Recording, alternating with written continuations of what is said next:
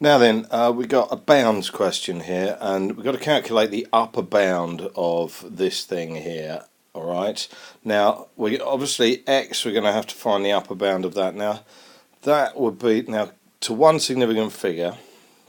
Here we go. I'm going to draw some houses here. Okay. We're going to work out where the fences go. All right. And so we've got 3 to one significant figure, so either side would be 2 and 4. The upper bound of that, where would the fence go? We've got fence there and there. I know they should be equally spaced. The upper bound's going to be 3.5. So the upper bound of that. Now, y and z, however, okay, we've got to get the biggest thing with the biggest amount we can out of that. So y we're going to have the upper bound of. Alright, so I'm just going to get my rubber out. There we go, there we go, there we go, and there we go.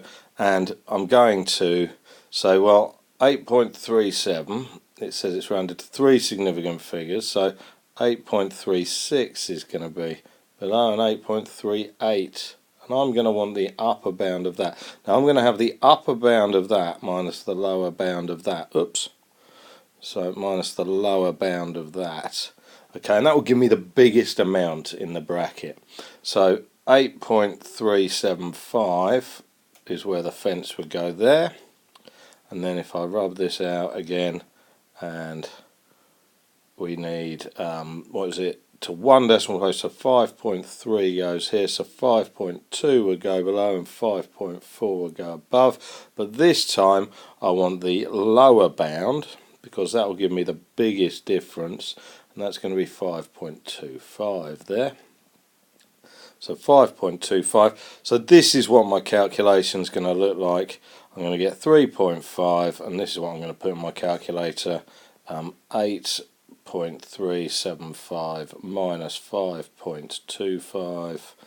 Right, that's what's going in my calculator, and I should end up with 10.9375. Okay, so if you're not confident on bounds, the houses actually makes it a little bit clearer to see.